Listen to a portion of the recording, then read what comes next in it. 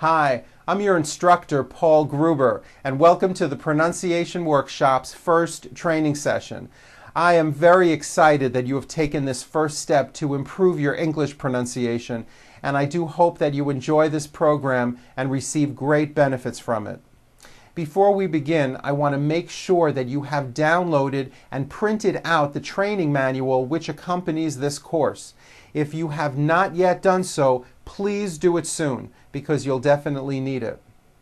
Now, you may be wondering, how is it that I am going to help you change the way you speak? Well, basically, when you learned English as a second language, you kept many of the sounds and speech rules from your first language, and you are continuing to use them when you speak English. This is what gives you an accent. You are using the sounds and speech rules from your native language instead of the sounds and speech rules of English. And you know why?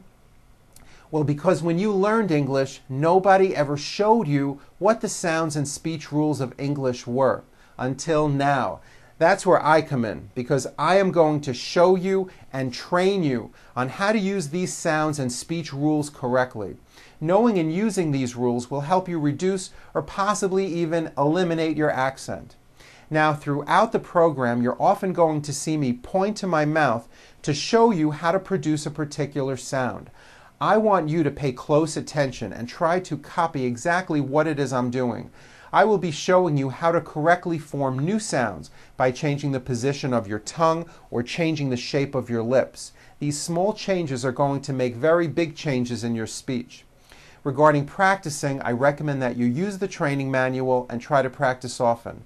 When you practice, I recommend that you start out speaking slowly, out loud in a strong voice, while exaggerating all the mouth movements.